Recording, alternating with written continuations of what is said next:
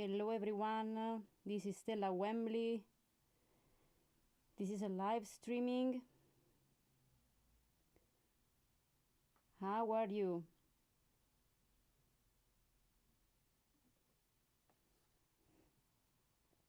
Hello everyone, this is Stella Wembley. This is a live streaming. How are you?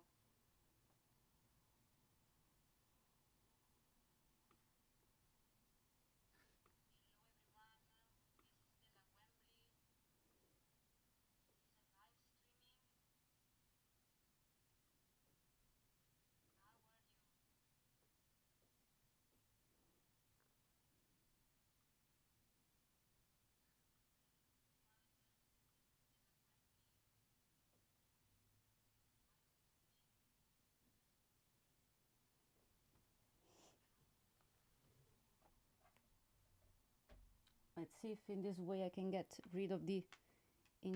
Let's see if in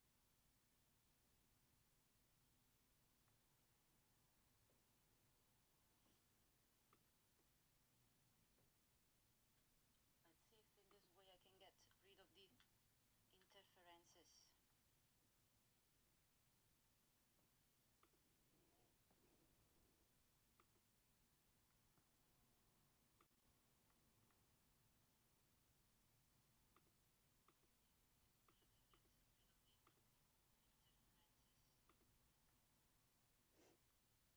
interferences.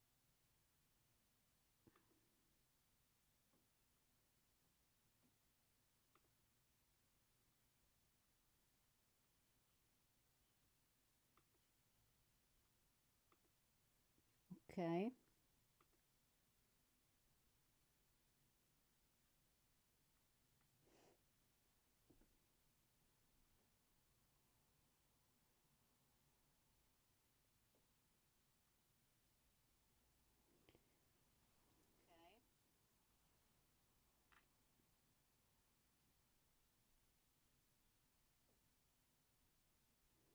No.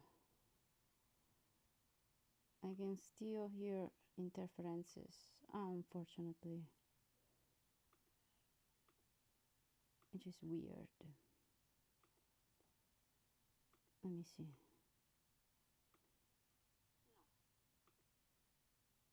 No.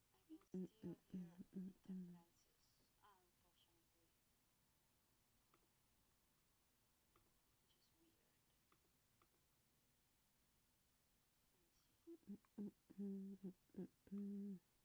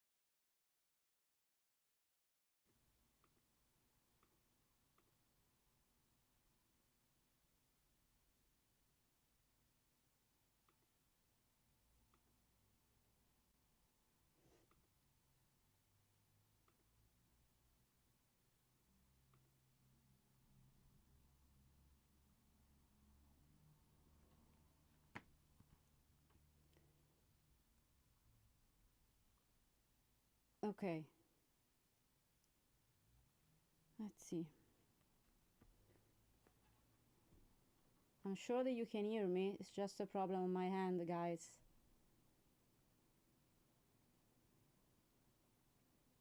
Well, let me know if you can hear me, because it would be good to know. Let me know in the comments if you can hear me. Well, in the top chat. Okay. Okay. Sorted. Very good. So this is a Demonology talk. Welcome everyone. I hope that you are doing well. And I hope that you are safe. There are no evil spirits tormenting you, okay? I'm joking, but I'm not quite, because there have been actually disturbances and spirits around. I mean, that's how I felt in the most recent weeks.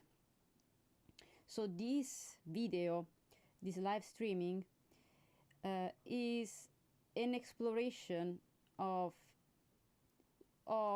demonology. Obviously would be not the whole topic, you know, it would be a short exploration of especially 11, okay, in particular 11 type of demons that you may be aware of, you may have encountered, or you may know, or you may not know. And this is an expanded exploration that integrates psychological, mythological, and biblical demons.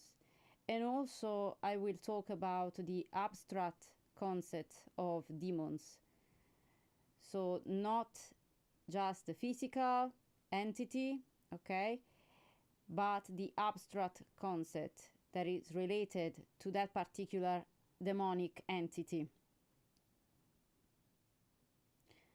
Hello, Knick-Knack.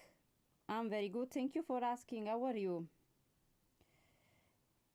And I'm good, thank you.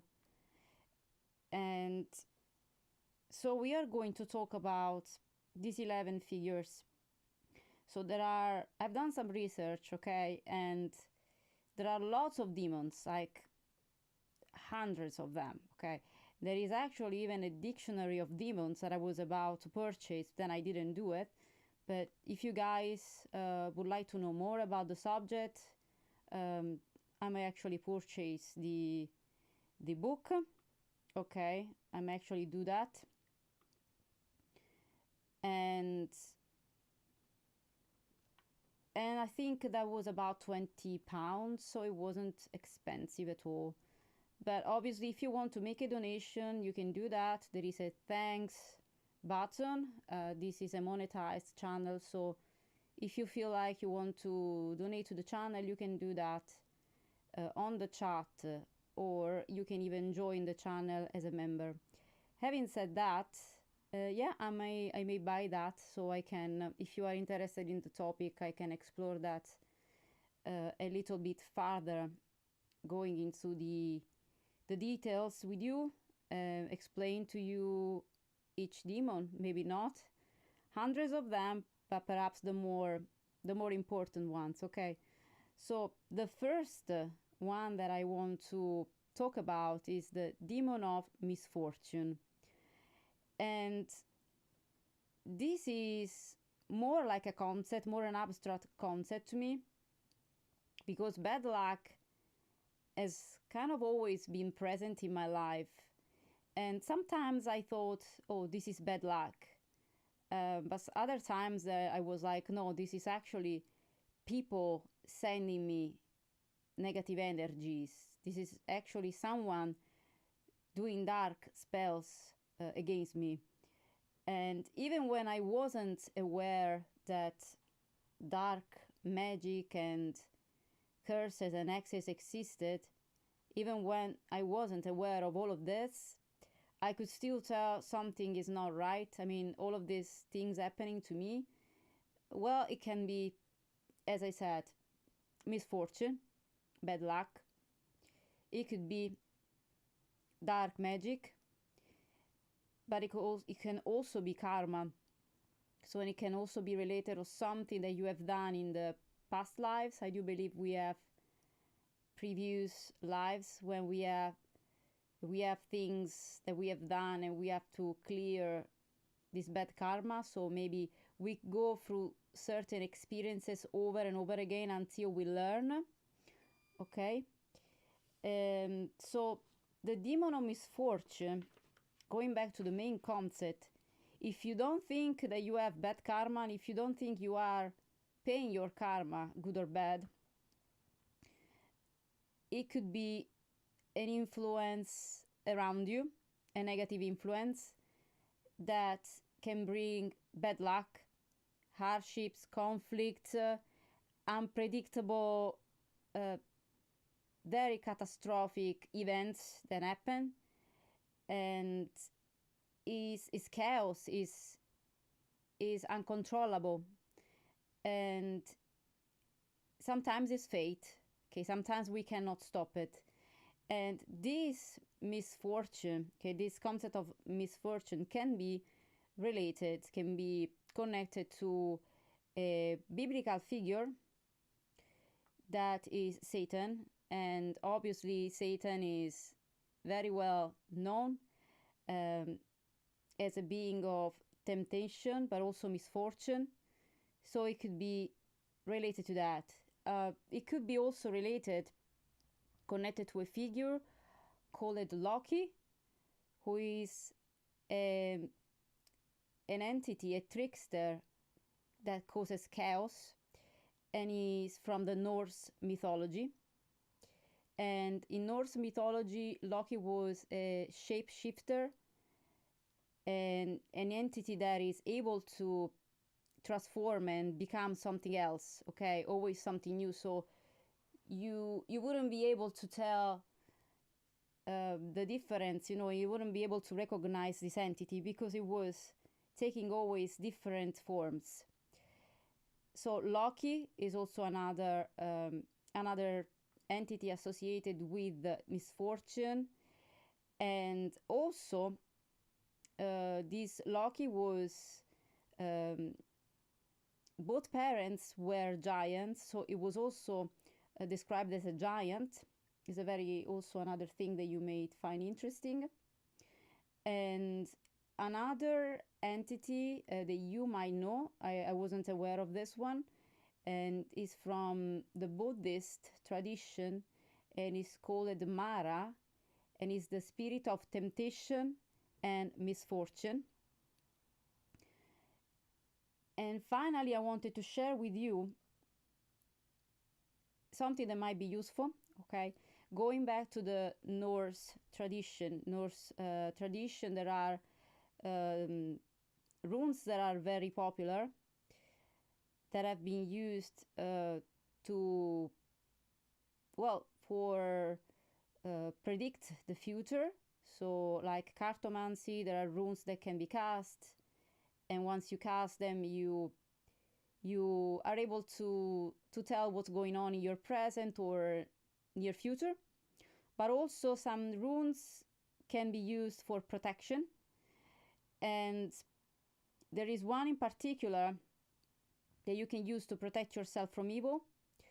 And I have done a small ritual for myself, and it seemed to be helpful with this rune, and I would like to share it with you. So it is actually a combination of two runes, this symbol. Algae rune with the Othala rune, and you can draw this symbol, okay? You can draw this symbol, and you can have a small card with you all the time in the wallet.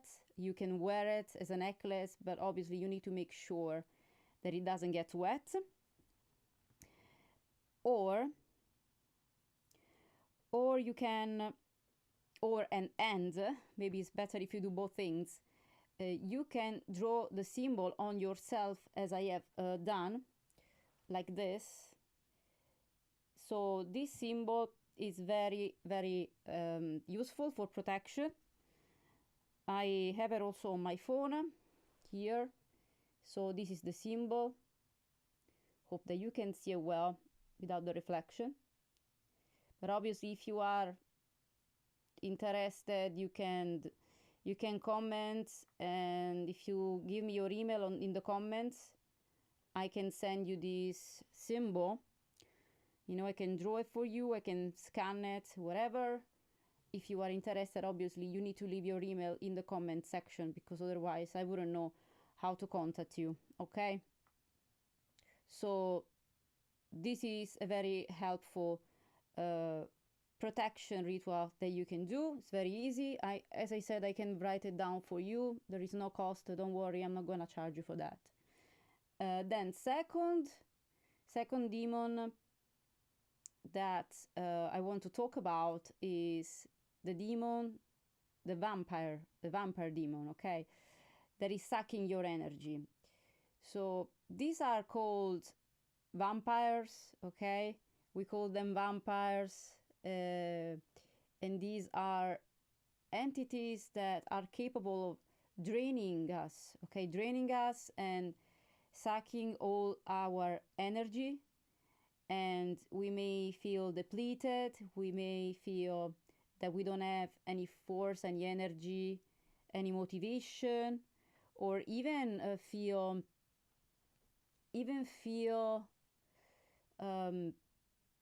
without emotional energy. So like we are experiencing apathy, right? And also we can also experience burnout and exhaustion with this type of demon, because feeling like we don't have any energy left, we feel like we are completely exhausted and we are drained. So this type of demonic entity, the vampire, there are obviously mythological connections with vampires from the Western folklore, and there are obviously blood draining spirits that are sucking blood. Then there is also a spirit from the Jewish tradition that is called Lilin, and there is a spirit that feeds off life force. And this Lilin, this spirit, is described to be the child of Lilith, who is the queen of the night, the demon of the night, who has been known to suck the energy of men, women, and children.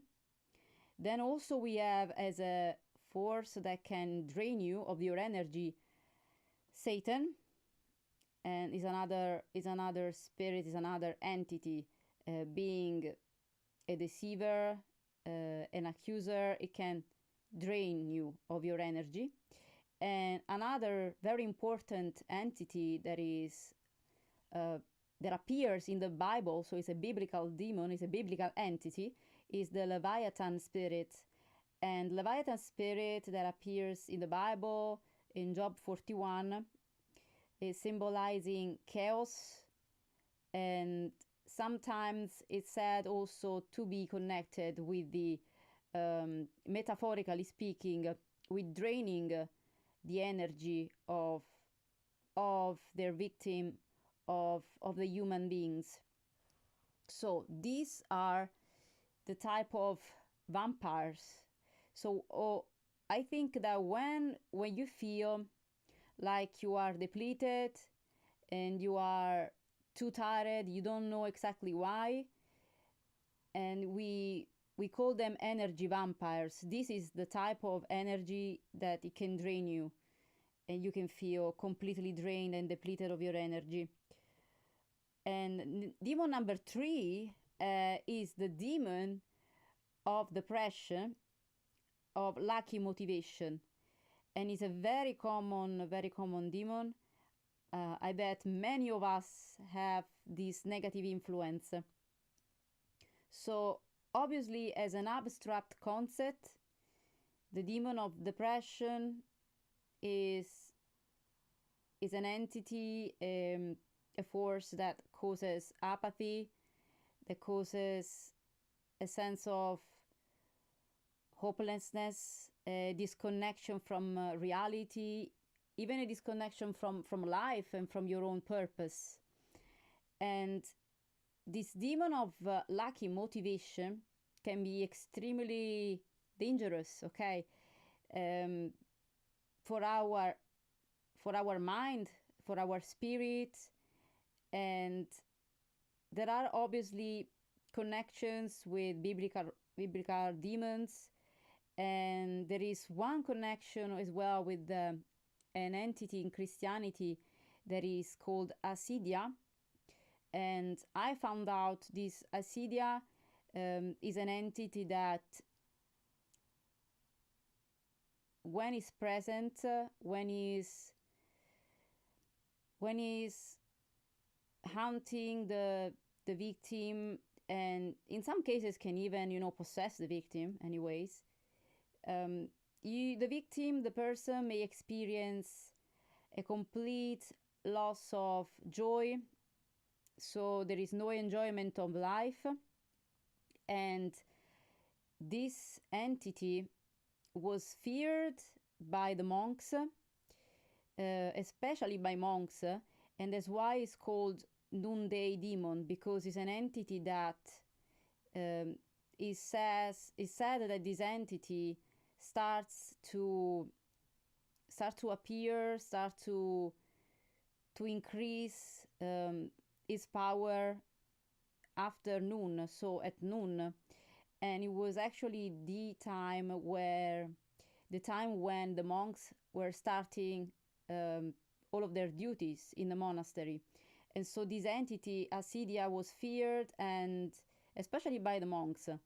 And it was said they weren't able to perform all of their tasks because of this entity.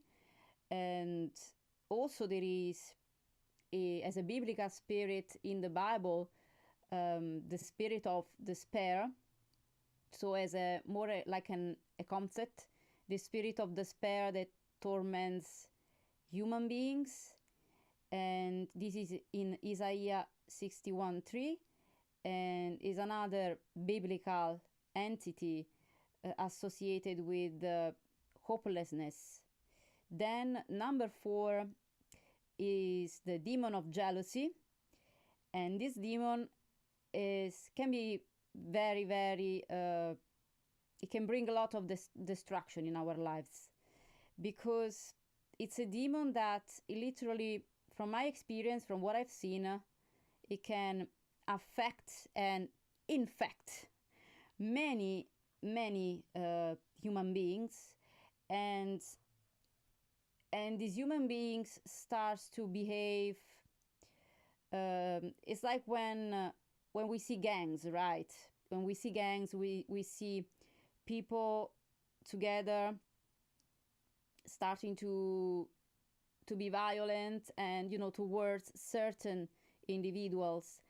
And I think that this is the spirit of jealousy. This is the demon of jealousy, and is able to infect different human beings, and it kind of spreads like a bit like a plague. The jealousy is like a plague. It spreads out. So the demon of jealousy, as an abstract concept, is an entity that promotes envy and possessiveness and leads to destructive behavior, as I said. And all of these behaviors are driven by insecurity, by fears. When people are very where people are very insecure and they have a lot of fears, it's more likely that the demon of jealousy is going to possess them or influence them, if you will. Because all of the demons, anyway, they work better when there is fear. So when you have fears, the spirit, this malevolent entity,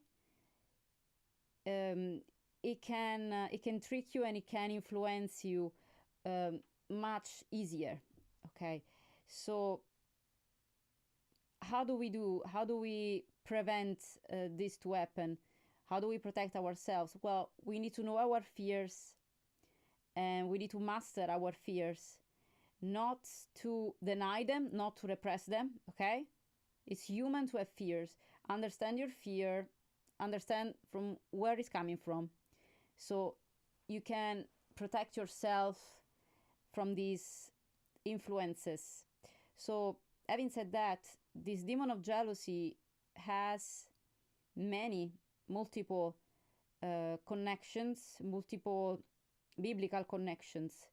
Obviously, we have the Leviathan spirit that I have already mentioned before, and there is a biblical spirit.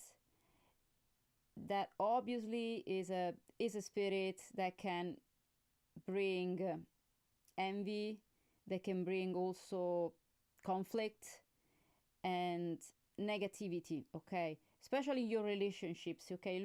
Look out for that.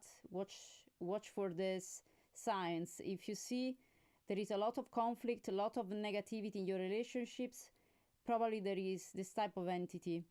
Then we have Eris. There is a Greek goddess, and is a goddess of discord, and is the also there is Invidia. There is another goddess, but it's a Roman goddess. It's not Greek. It's a Roman goddess of envy.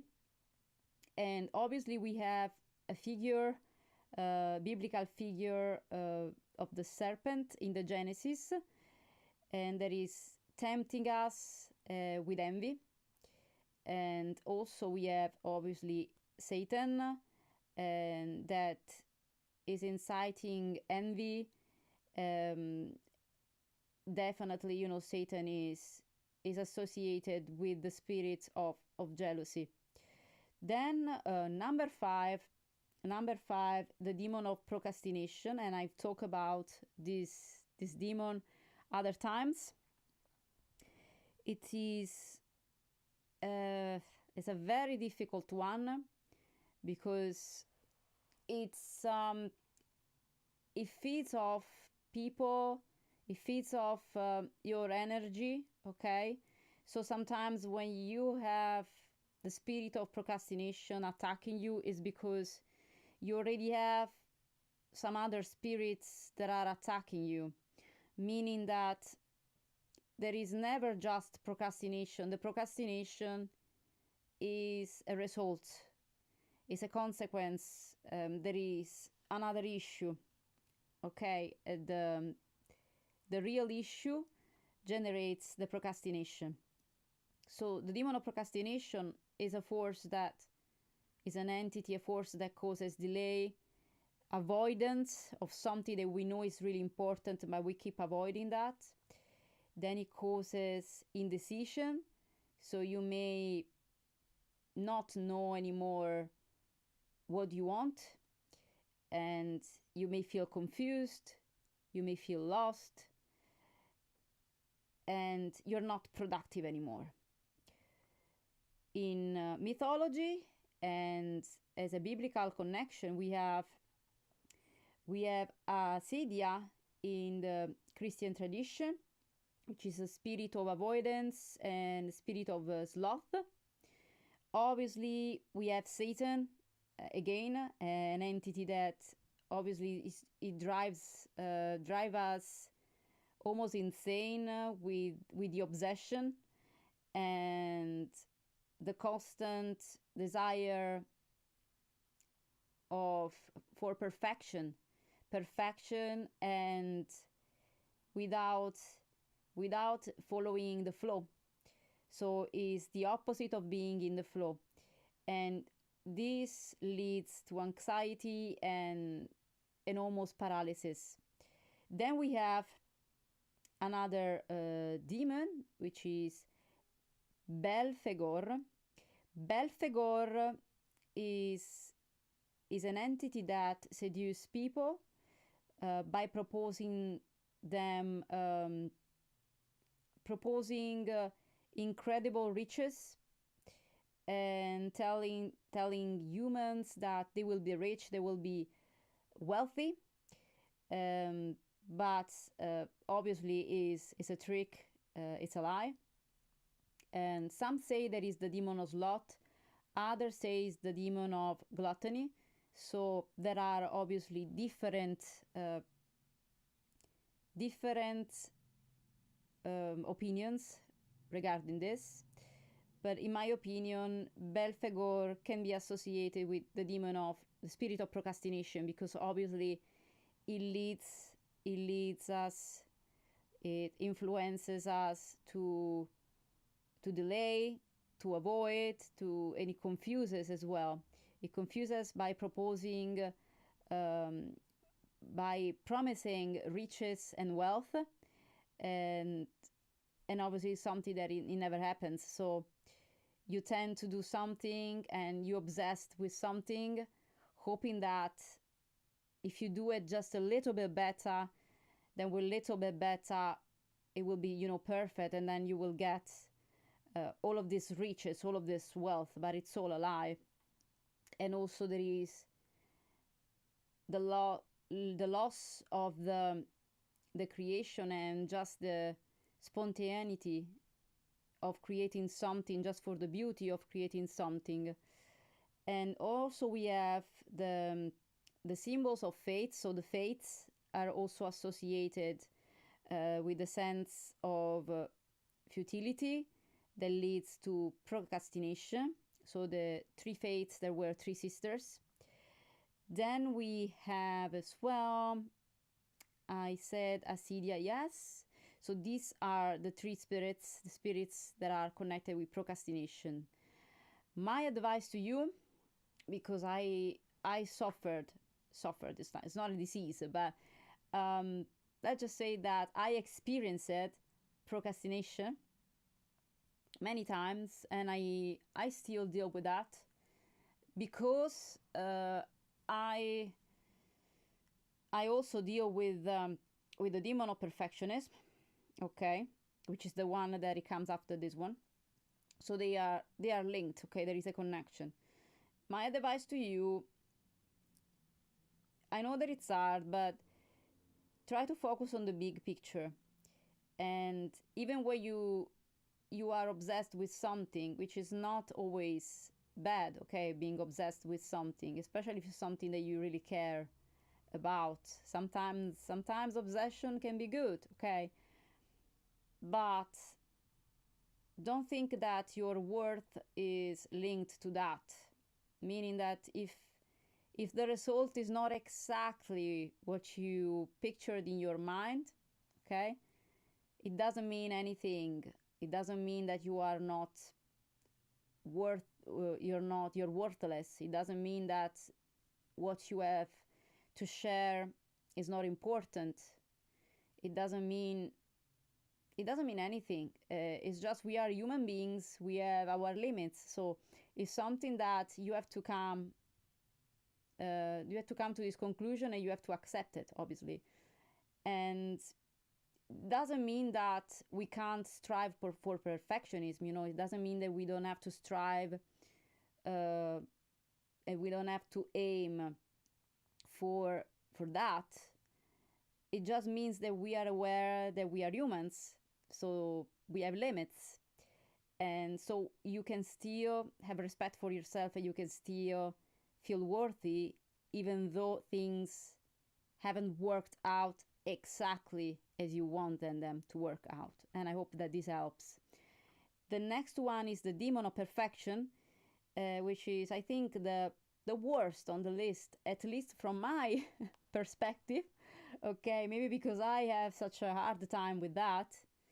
So as an abstract concept, the demon of perfection is an entity driving obsession and flawlessness, leading to anxiety and paralysis. And obviously, this is an abstract concept, but I think that this relates also to the real entities, okay, the biblical demons, and also the mythological figures. So, for example, we have Nemesis, that is from the Greek tradition, that is linked, is related to justice, retribution. And we have, as a biblical figure, Lucifer. Lucifer, it was the demon, the figure, the entity of pride, okay? So that was his sin. Desire to be perfect, desire to be even better than God. So this is also another entity, Lucifer, linked with the demon of perfection. And then we have another one, a very interesting one. I don't know if you have ever heard of this. Let me know in the comments, okay? Arachne, from the Greek tradition. And that is depicted, you know, in many imagery. You can find it online, with this huge like spider. It's like a very huge big spider, and it's embodying obsession with mastery and perfection, because Arachne took part in this contest with Athena, and she was so obsessed and she was so full of herself that she upset Athena and all the gods, because she believed she was better than the gods. And she, in this competition, she was actually better than Athena, and that's why she was punished. She was turned into this in this giant spider, and so her work of art during the competition was perfect, obviously, but also this led her to obviously the punishment, because she wanted to be better than the gods, almost not human.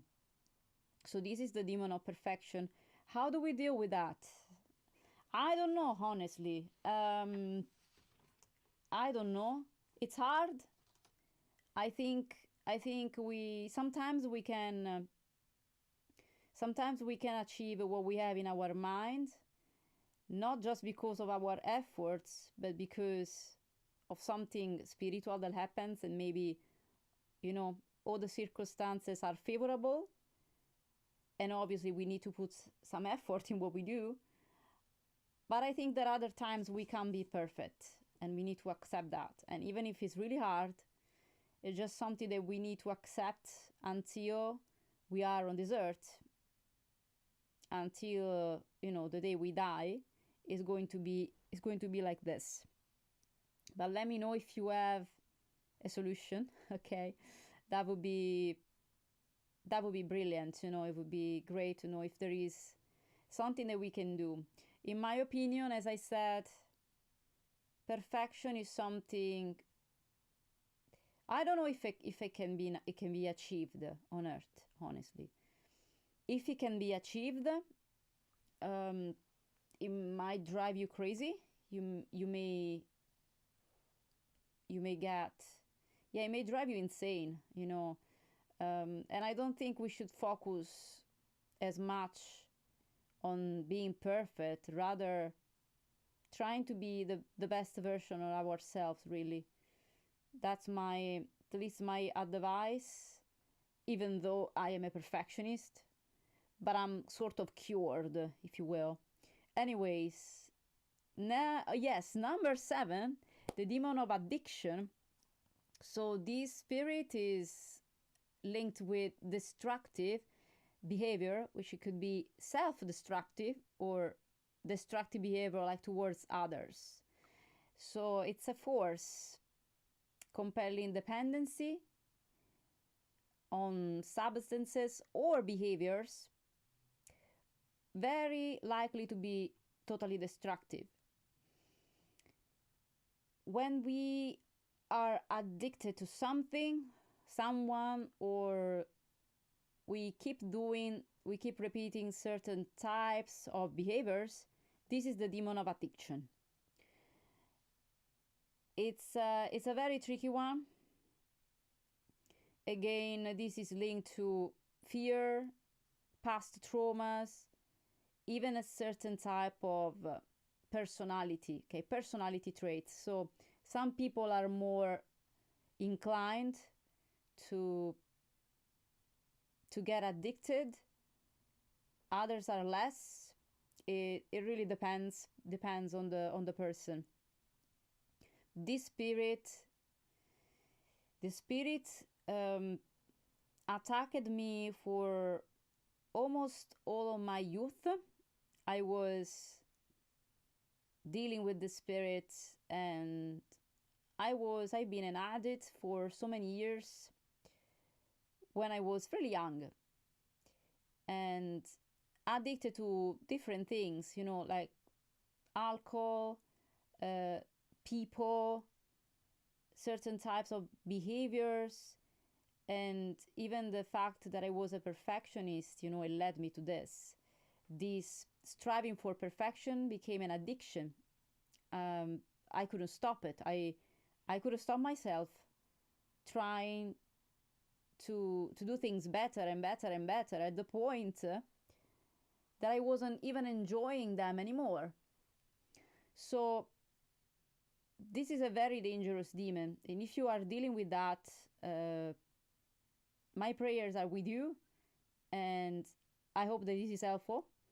So the connection, there are lots of actually mythological and biblical connections with this demon of addiction.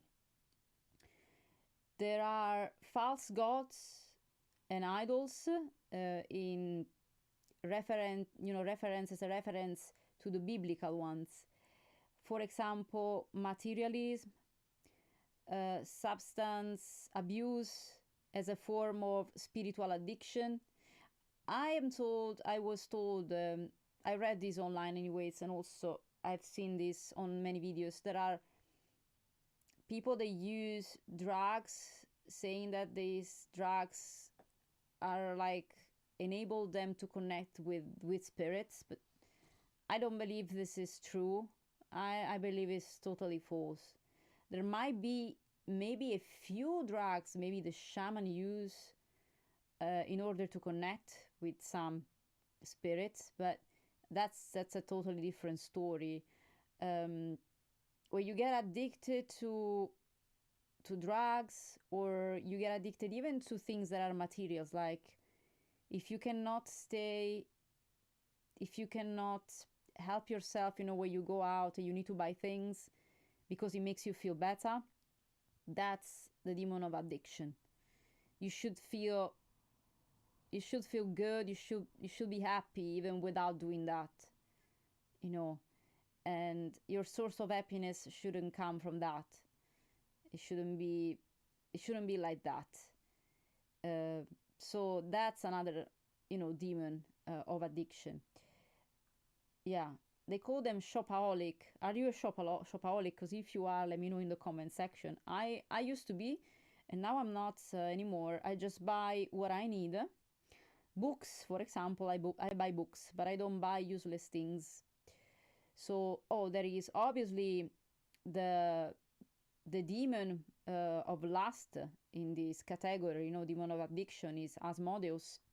Asmodeus is the demon of lust and is a biblical figure, and I talked about him in a previous video. So if you are wanting to know more about that, I will leave a link in the description box for you guys, so you can check out this other video that I've done.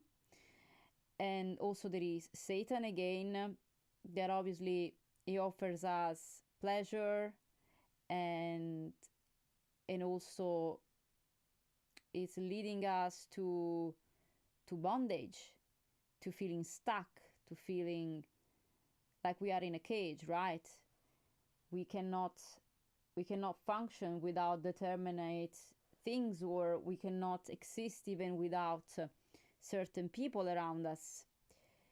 And also there are other two entities, Psyche and Eros, and this is obsession with love.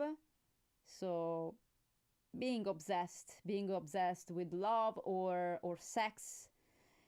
And then there is number 8, the demon of possession. And possession meaning possessing humans, okay? So we are talking about entities that are possessing spirits, entities that are possessing human beings, okay? So as an abstract concept, this entity is an entity or a spirit that is influencing a person's mind and body, taking control over this person's mind and body, and very often this person completely loses control. There are several reports of possessions, several that have been recorded during the years by the church, not just the church, many cases of possession. And sometimes there is a particular demon that is possessing you. Sometimes there are several demons that can possess you. And that is where it gets really scary. And in these cases, in the worst cases, an exorcism might be required, always carried done by a professional, okay, by an expert. In the mythological and biblical connections, we find the Legion. Legion is present in Mark 5, 1 and Mark 1:13, I think. And there are biblical examples of this demonic possession done by this legion, which was a group of demons, so a legion of demons who were possessing humans. Then we have demons in general and Satan as well. There are biblical entities inhabiting and influencing, manipulating humans.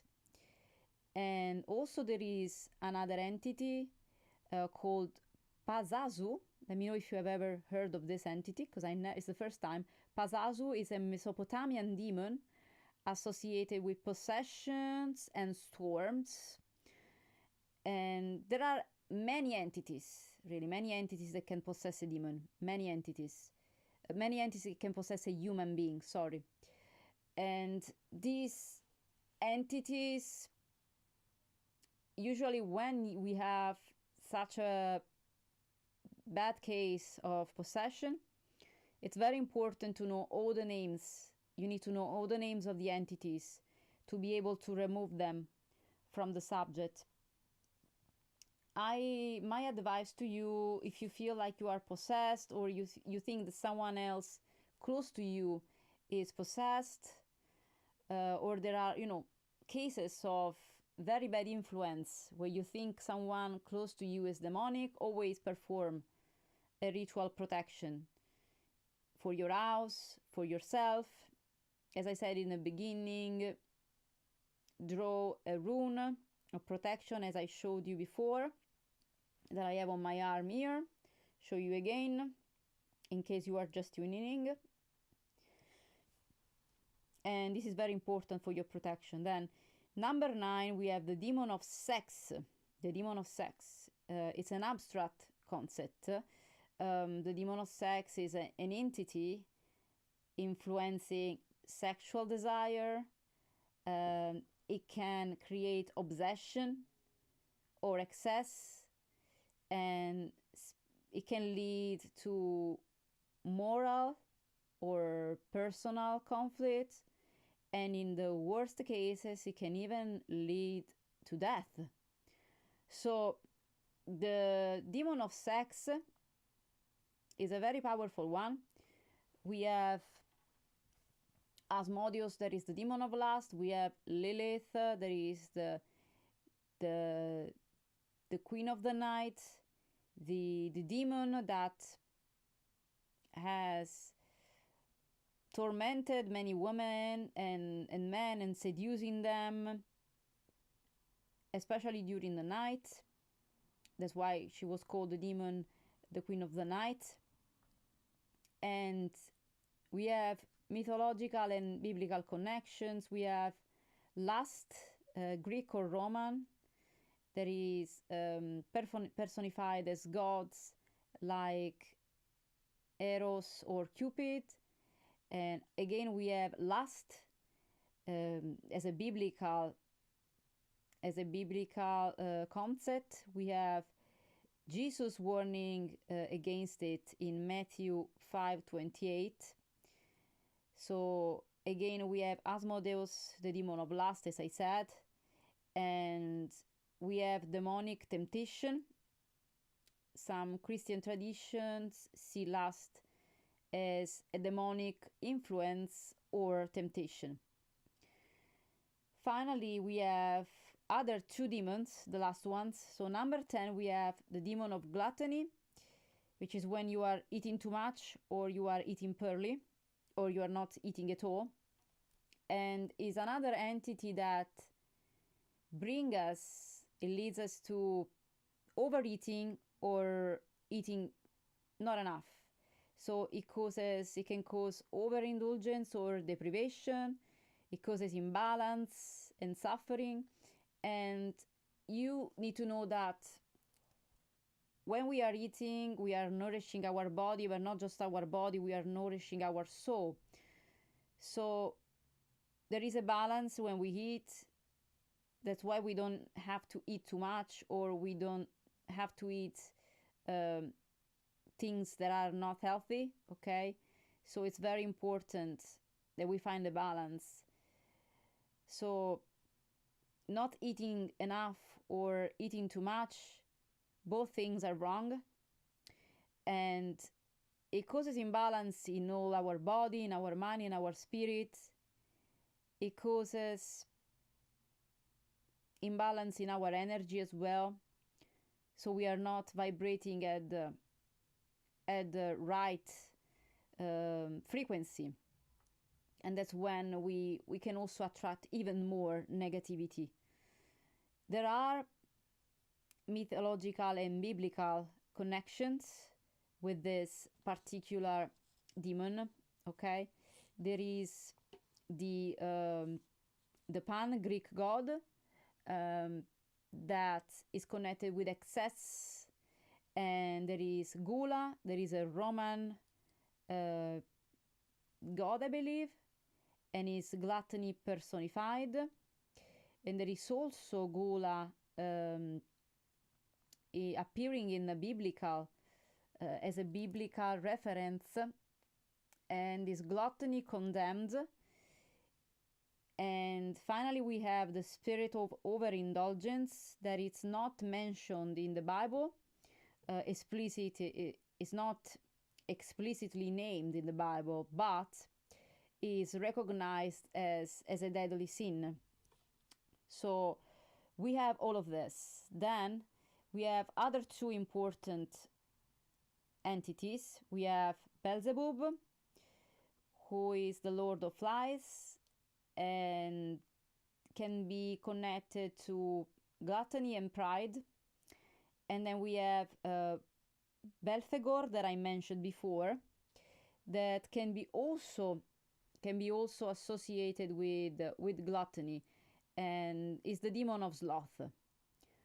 Then finally, as a last demon, so number 11, we have the demon of sleep. The demon of sleep paralysis is the demon that attacks you during your sleep, and I had personally an experience with this demon. And it is an entity that can influence our sleep. It can give us nightmares. It can affect even our dreams. It can even be in our dreams.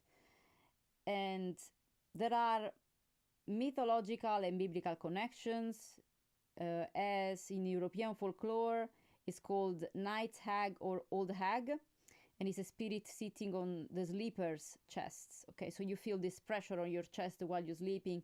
That's a night hag. That's a sleep demon. Then we have in German folklore a sleep demon that causes nightmares, which is called Alp. Then we have Mara in Norse and a biblical reference. There is a spirit that afflicts all sleepers, and it symbolizes warfare, spiritual warfare during rest, and is also related to biblical spirits of darkness. And these are the spirits that can attack us during our sleep. They cause nightmares, they cause sleep paralysis, and they can also give us nightmares, like really vivid ones. You really need to pay attention when you go to sleep.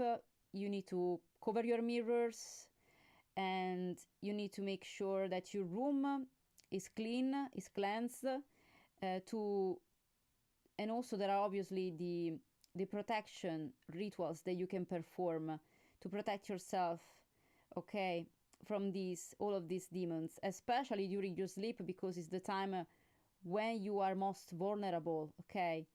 So I hope that this helped you. I need to leave you because I have things to do, so I realized that I've been here for almost an hour. I hope that this has helped you. Let me know in the comment section if it did. I really appreciate your feedback. And again, this was an expanded exploration integrating mythological, psychological, and biblical demons. And yeah, I hope that this was helpful. And I will see you next time, okay? And sending you lots of love. And yeah, blessings to you.